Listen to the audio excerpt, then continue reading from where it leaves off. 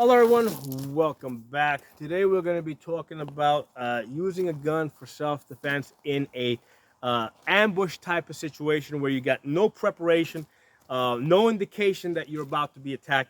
And the important thing for us to consider is how are we going to use our gun for self-defense and not shoot innocent bystanders. Okay, so that's basically what this video is about. How to defend yourself in an ambush and not shoot innocent bystanders, because in if you have a situation where you get escalation, right, where you start off with, let's say, a conversation which goes into yelling, maybe goes to hands, then maybe goes into a weapon.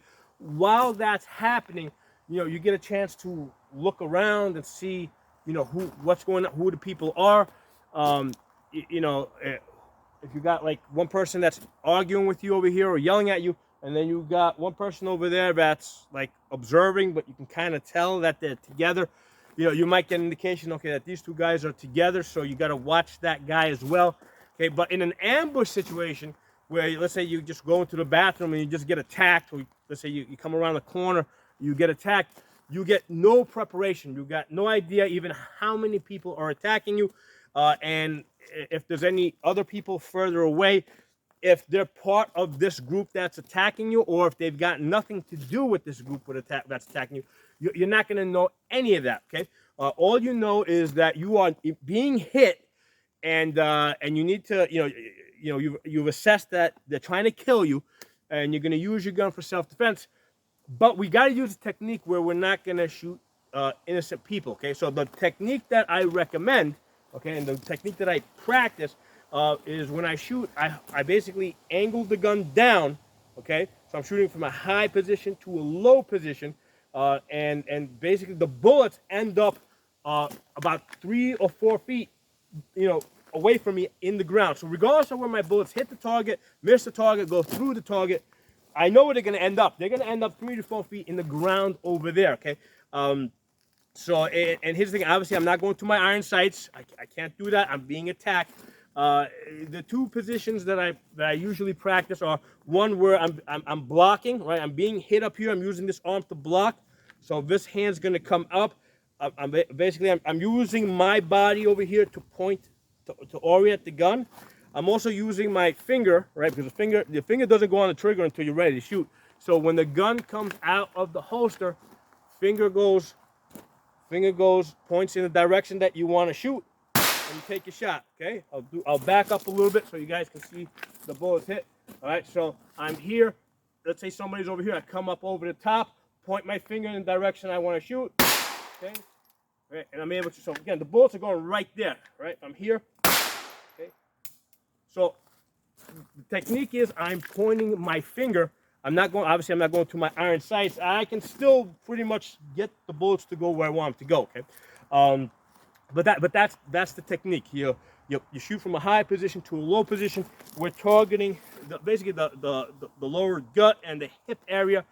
Nobody can stand on a broken hip. And I'm able to stop the threat and not shoot innocent bystanders, because if I come out and go to full extension, first of all, I may not be able to go to full extension if somebody's on top of me hitting me. But let's say I was able to create some space, right? So let's say I'm here, I push off, I come out here, I go to full extension, regardless of where my bullets hit them or go through them or I miss, they're going to keep going after that, right? So, and I don't know where they're going to end up. The only way I know where the bullets are going to end up is if I point the gun down and I know that they're going into the dirt, like right there. That's the only way I can know for sure where they're going if I haven't had a chance to, to scan the area. So I have a couple of targets here, and basically we're doing a scenario here where I've got 3 people attacking me. That target over there is going to be the immediate threat. That guy over there is the backup. Okay, and then I got this guy over here as the lookout. Okay, now as I'm shooting these steel targets, I'm using a 22. 22 is a great training round because with a 22, I'm less concerned with splashback. I don't want the bullets coming back and hitting me. But the other thing I'm going to do is when I'm shooting at these targets, I'm shooting at an angle so that the splashback basically goes into the dirt wall over there. So that's the other thing that I'm incorporating into this practice as a safety feature. Okay, so let's try this exercise.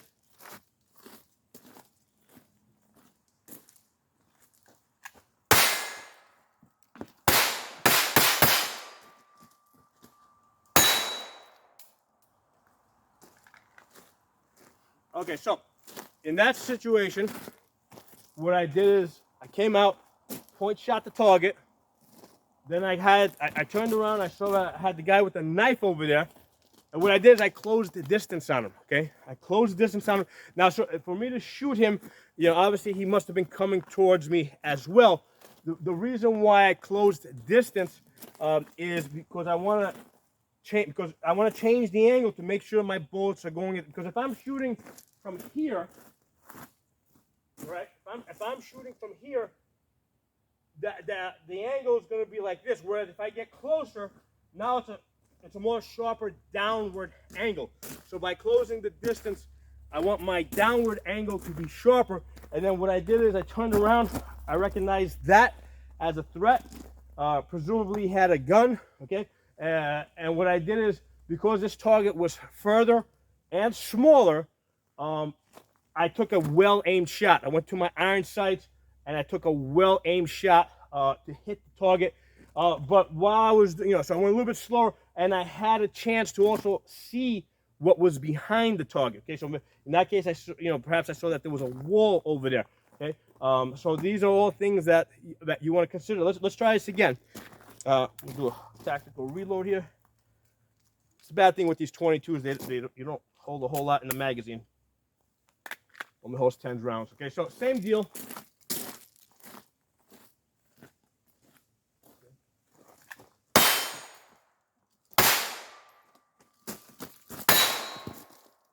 So, different scenario there. Point shot that target, right? Had no time to assess what was behind it, okay? So I basically shot from a high position to a low position into the stomach, hip area, okay? Now, I've only got 10-round magazines in this gun because that's all these Ruger SR22s hold. So I'm being a little bit conservative with the ammunition. If I had, let's say, a Glock 17, I probably would have shot 3 rounds. How many rounds you shoot to stop the threat, okay? Whatever it takes to stop the threat. But in this scenario, I got a limited magazine, so I'm using a limited number of bullets. Shot that target from a high position to, actually it was more like this, high position to a low position. What I did with that one is I closed because I wanted to get, by getting closer, I know that my angle is going to be more steeper downwards. Now, if he's got a knife, obviously you can close, now if he's got a knife and he's running away, you can't shoot him. If he's got a gun, one of the things that you can do is circle, right? Right? You can circle too, because it's, in that type of a situation, it's hard for somebody to track you. If you're going in a straight line, or if you're stationary, it's, basically you're an easier target. If you're moving, you're a harder target. Now with this guy over here, what I did is I changed my angle, okay? So here I assessed that, hey, I don't want to be shooting that way, right? So what I did is I came around over here and I shot from here because I assessed that that is a safer direction. That's where, there's a wall there. There's nobody over there. I want my bullets to end up over there. So I was able to kind of make the determination with this guy and maybe that guy, but I couldn't make it with that guy. So with that guy, you shoot from a high position to a low position, and it could be, like I said, if you're being hit, it'll be like this.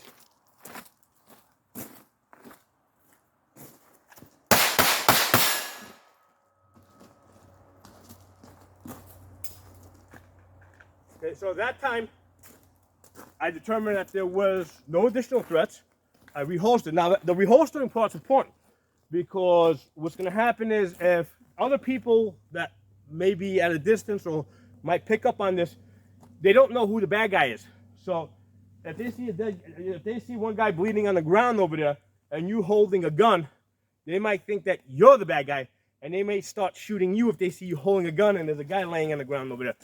So The second you determine that there's no additional threats, gun got to get back in the holster and cover it up, okay?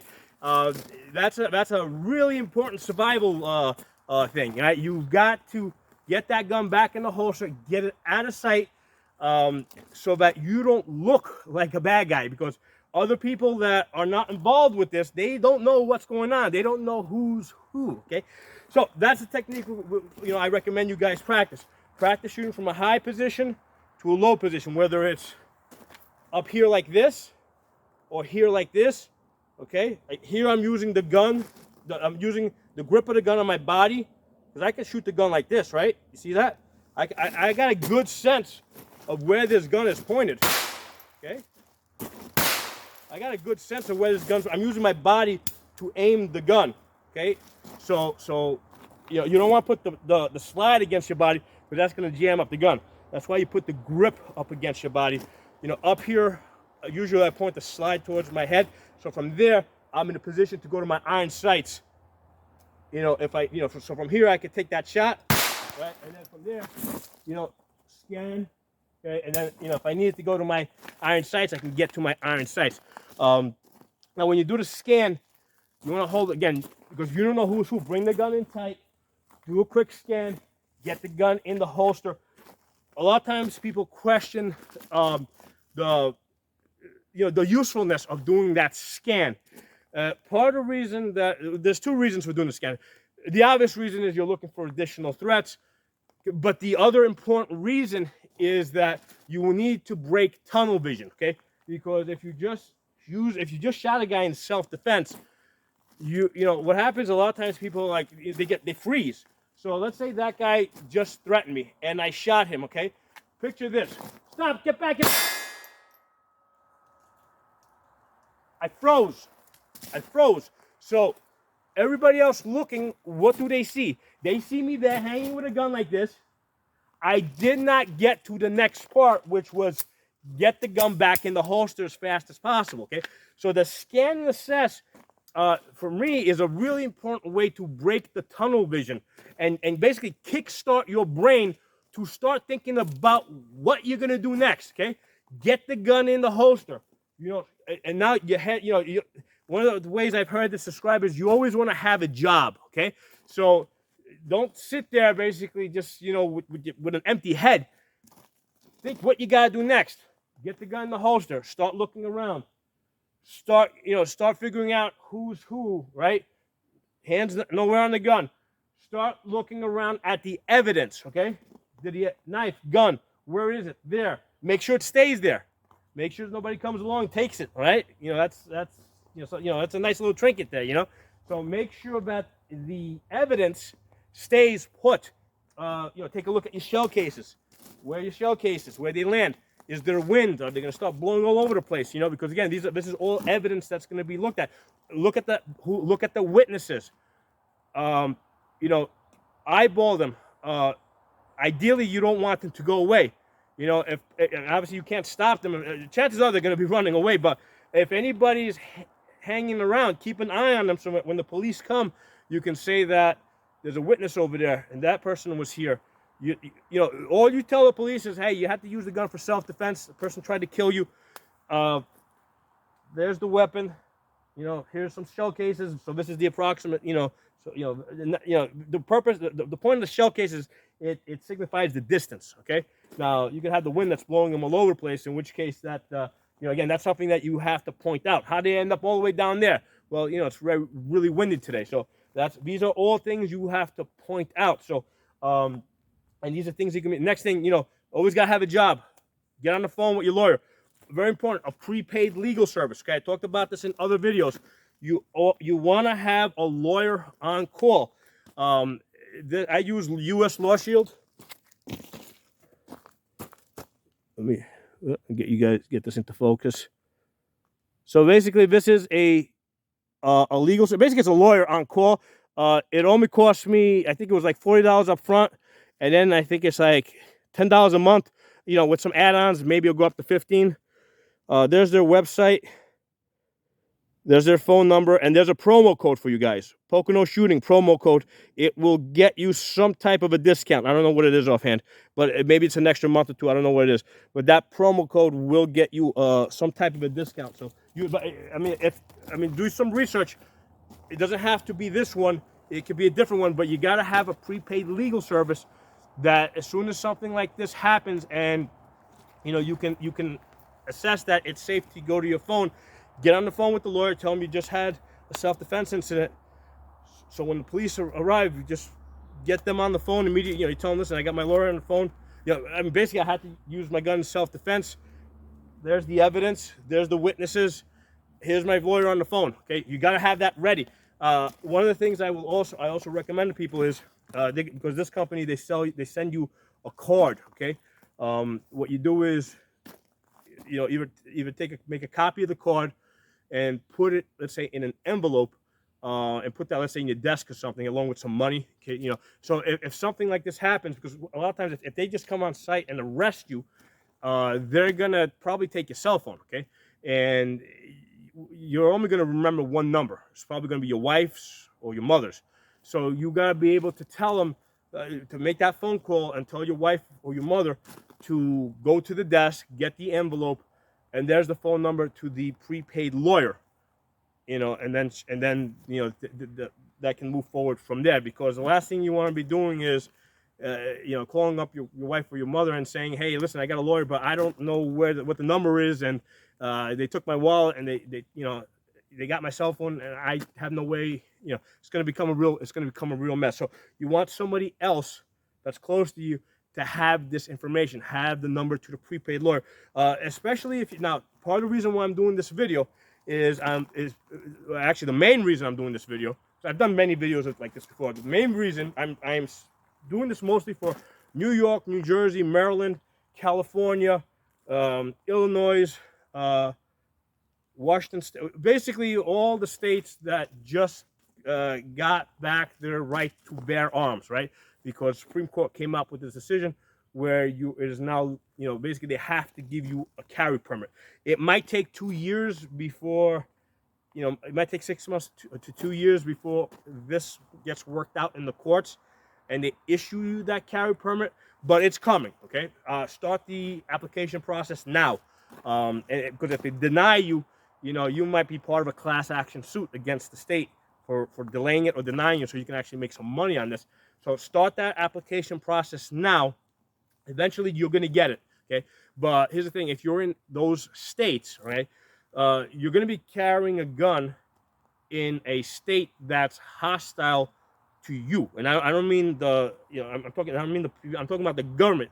You're carrying in a state where the government is hostile to you for asserting your gun rights. And that's the main reason why I carry a gun. I live in a very low crime area. The reason why I carry a gun every day is to assert my right to bear arms. Okay? And that's the main reason why I think you should carry a firearm as well, even if you live in a low crime area. You got to assert that right, otherwise they're going to take it away from you. Okay.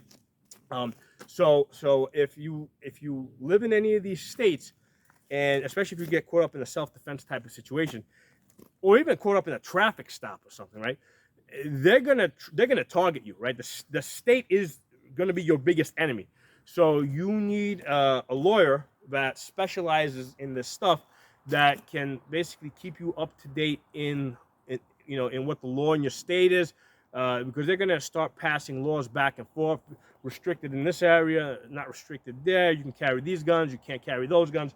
So they're going to keep throwing all these roadblocks over there, and they're going to keep coming up with ways to trip you up, so that if you accidentally break one of these laws, they're gonna prosecute you, and they're gonna try and hit you with a conviction where now you're not able to carry a gun anymore, or even own a gun. Okay, so this is one of those things where you really gotta stay on top of. And this legal service that I use, where is it again? U.S. Law Shield. What they do is they put out videos. They're gonna start putting out videos for those states where every time they change the law or something, you're gonna get that information, and you're gonna just watch these regular videos, and that's just something that you gotta do on a regular basis. Okay, again, there's that promo code. I'll get you some type of a discount for U.S. Law Shield. And there's others out there. You can research the others. I'm not just trying to push these guys. It's just this is the one I have a discount code for. If I had other discount codes, I'd be giving you those as well. So I hope you guys enjoyed this video. Give me some feedback. If there's any other things that you guys are particularly interested in, let me know in the comments, and I'll start thinking about it, and maybe I'll do a video on that as well. Make sure you guys are following me on the uncensored platforms, on Odyssey, on Pocono Tactical. That's my name over there. On Rumble, I'm Pocono Guns. And then on YouTube, my backup channels are, I got 3 channels. I got Pocono Shooting. I've got Pocono Shooting, Absolute Gun Rights. And then I got the original channel, Safa, which goes back to 2006, okay? And I did a prior video where I spoke to you guys about things that you have to consider as far as at what point to get a carry. One of the things I said, you gotta put the application in immediately, start that process. Before you even buy a gun, get training, okay? First, learn to use a gun just on a 2-dimensional range, learn to handle a gun. And then from there, immediately get someplace where you can do 3D training, 3-dimensional training, where you can shoot in different directions, move and shoot, because that's realistic training. When you're talking about, there's a difference between target shooting and using a gun for self-defense. When we're talking about using a gun for self-defense, we're talking about the martial art of using a gun. Okay, this is a martial art that we're talking about. And that's what you're getting in. Just like with any martial art, you got to practice on a regular basis to be any good at it, right?